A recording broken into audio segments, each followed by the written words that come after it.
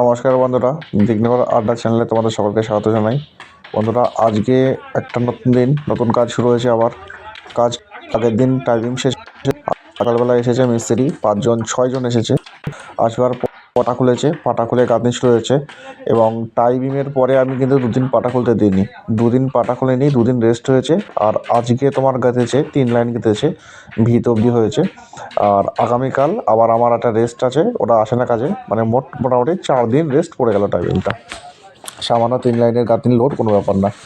Timing মোটামুটি হওয়ার পরে 3-4 দিন মতো রেস্ট দিয়ে তারপরে গাঁথনি শুরু করবে, তাহলে খুব ভালো হয়। আচ্ছা, টাইমিং হয়ে গেছে, টাইমিংয়ের পাটা খোলা হয়ে গেছে। এইবার এই দেখতে পাচ্ছ তোমরা কত মানে ভালো, বেশ ভালো হয়েছে টাইমিংটা, কোনো রকম কোনো সমস্যা হয়নি। আর একদম নিচে গোড়ার লেভেলে 2-1 জায়গায় ছোট্ট ছোট্ট খোয়া দেখা যাওয়ার মতো পরিস্থিতি হয়েছে, রড নয়, খোয়া দেখার মতো পরিস্থিতি হয়েছে। হয়তো ওইখানটাতে গ্যাপটা কম ছিল, তার ফলে হয়তো খোয়াটা হয়েছে, খোয়াটা একটু একটু একটু দেখা যাচ্ছে। তো সেই জায়গাগুলো আমি সিমেন্ট দিয়ে বয়ে ভরিয়ে দেবো, সেটাও দেখাবো। কী সমস্যা হয়েছে সেটাও বললাম, কী সমাধান করব সেটাও দেখিয়ে দেবো। এই যে এই অংশটা, এই যে ছোট্ট একটা ছোট্ট পোকো হয়েছে, এইখানটাতে ছোট্ট একটুখানি খোয়া দেখা যাচ্ছে একটা। এই যে আবার নিচেটা এখানে একটুখানি ছোট্ট একটা খোয়া দেখা যাচ্ছে। এইখানটাতে উঁচু দেখা যাচ্ছে, এইখানটা মানে তিরপল ছিল, তিরপলের ওখানে হয়তো একটুখানি মশলাটা ঠেলে বেরিয়ে আসছিলো, ভাইবেটা যেহেতু ইউজ হয়েছে। তো এই হলো ব্যাপারটা। এই দেখো টোটাল ঢালাইটা দেখতেই পাচ্ছ কত সুন্দর মানে হয়েছে। আর এই তোমার ওই ভাইবেটার অবশ্যই ইউজ করবে, তাহলে অবশ্যই ভালো হবে। আর এইটা যেটা, এটা কোনো প্রবলেম না। এটা হলো আমি যে এই যে 5 ইঞ্চি ইটের গাঁথনিটা, আর এইটা হলো 5 ইঞ্চি হয়েছে, কিন্তু মাঝখানে যে কাঠটা ছিল, কাঠটা থেকে সাইড দিয়ে খানিকটা গড়িয়ে এসেছে। ঢালাই কোনো প্রবলেম নেই, মানে 10 ইঞ্চি ঢালাইয়ের জায়গায় এখানে 11 ইঞ্চি ঢালাই হয়ে গেছে চওড়াটা। এইটা হলো ইটের পাশে কাঠটা মেরেছিল, ফলে কাঠটা একটু সরে এসেছে এবং কাঠের সাইড দিয়ে 2.5 ইঞ্চি নিচে নেমে গেছে ঢালাইটা। 5 ইঞ্চি ইট, 2.5 ইঞ্চি দেখা যাচ্ছে। এই যে হাইটটা আছে 2.5 ইঞ্চি, আর উপরে আরও 2.5 ইঞ্চি ইট আছে, তারপরে মেন ঢালাইটা আছে। ঠিক আছে, এটা কোনো প্রবলেম না।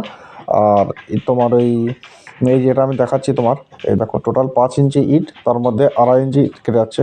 এই যে টোটাল 5 ইঞ্চি ইট, তার মধ্যে 2.5 ইঞ্চি দেখা যাচ্ছে, 2.5 ইঞ্চি দেখা যাচ্ছে না, 2.5 ইঞ্চি ঢালাইটা এসেছে, আর আমার দিকটা চেপে এসেছে এই দিকটা। ওই জন্য এটা হয়েছে, এটা হানিকম না। হানিকম নিয়ে ভয় পাওয়ার কিছু নেই।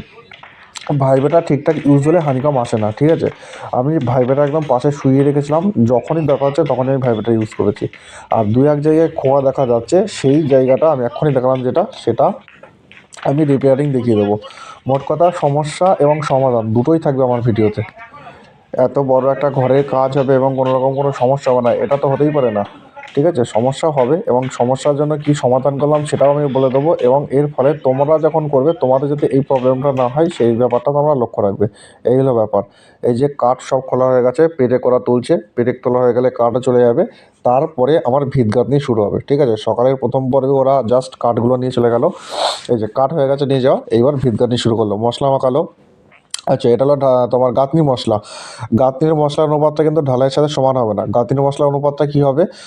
1 টিন সিমেন্টে 6 টিন বালি যাবে, চালা বালি। আরেকবার বলছি, 1 টিন সিমেন্টে 6 টিন চালা বালি যাবে, এই হিসেবে গাঁথনি মশলা হবে। অতএব 1 বস্তা সিমেন্টে 12 টিন বালি। 12 টিন মানে বালি মানে 6 বস্তা। 1 বস্তা সিমেন্টে 6 বস্তা বালি মিশবে, দিয়ে সেটা হবে গাঁথনি। ঠিক আছে, কেমিক্যাল ইউজ করতে পারো, আমি করছি, তোমরা করতে পারো। আমি একদম সাধারণ মশলা দিয়ে, সাধারণ অম্বুজার একদম সবচেয়ে লোয়েস্ট যে সাধারণ সিমেন্ট আছে সেটা ব্যবহার করছি, কেমিক্যাল ব্যবহার করছি। আর 10 ইঞ্চি গাঁথনি, 1 বস্তা সিমেন্টে 6 বস্তা বালি ব্যবহার করছি। বালিটা চেলে নিতে হচ্ছে, ঠিক আছে, চেলে নিচ্ছি। আর এই হলো ব্যাপার। গাঁথনির ব্যাপারটা বলে দিলাম। এখন মিস্ত্রিটা এসেছে, এরা এখন তোমার ওই সুতো ধরে গাঁথনি করছে। এবার আমার একটা ভিত হচ্ছে, ভিতের এক সাইড এখন গাঁথনিটা চলছে, টোটাল 4 সাইডেই গাঁথনিগুলো হবে। আর ভিতটা আমি 3টে লেয়ার উঁচু করছি, মানে 3টে লেয়ার ইট দিচ্ছি। 3 লেয়ার ইট দেওয়ার পরে তারপরে আমি ড্রাম প্রুফ দেবো। ড্রাম প্রুফ দেওয়ার পরে হয়ে গেল আমার ভিত, এরপরে গাঁথনি উঠে যাবে। আচ্ছা, এখন যে ইটটা দেখতে পাচ্ছ, এই ইটটা হলো পিকেট ইট। পিকেট ভিতের নিচে দেওয়ার জন্য আমি 1000 পিকেট ইট কিনেছিলাম।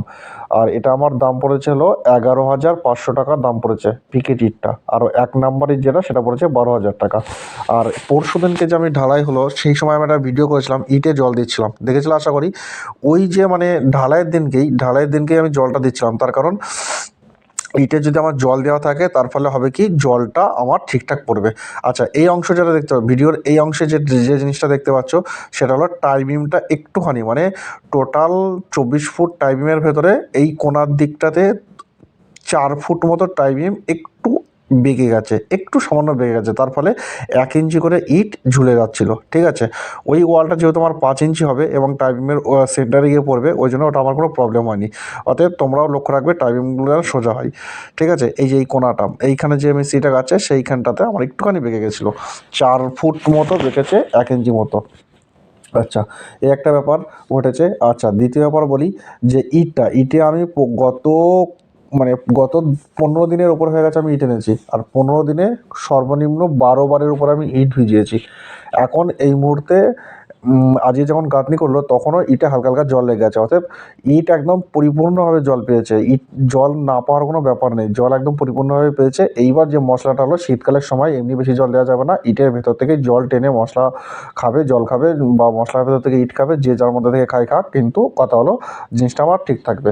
আর যে বললাম যে সামান্য একটু একটু যেখানে যেখানে খোয়া বার হয়েছে, সেই জায়গাটা আমি করেছি কি, এই যে সিমেন্ট গুলেছি, সিমেন্ট গুলে খুব ভালো করে মোটা করে সেই জায়গাগুলো বুঝিয়ে দিচ্ছি। ঠিক আছে, তারপরে কালকে বালি ফেলা হবে আমার। ঠিক আছে, এই হলো আজকের ভিডিওটা। ভিত লেভেল গাঁথা হয়ে গেছে, আজকের এই নিচেরটা সিমেন্ট দিয়ে দিলাম, তিরপল ফিরপল ছিঁড়ে সিমেন্টগুলো সব গুজে গুজে দিচ্ছি, যার ফলে আর কোনো প্রবলেম হবে না। কালকে বালি পড়ে যাবে, তারপর থেকে এবার ড্যাম প্রুফ দিয়ে 1 নম্বর ইট গাঁথা হবে। তো সকলকে ধন্যবাদ।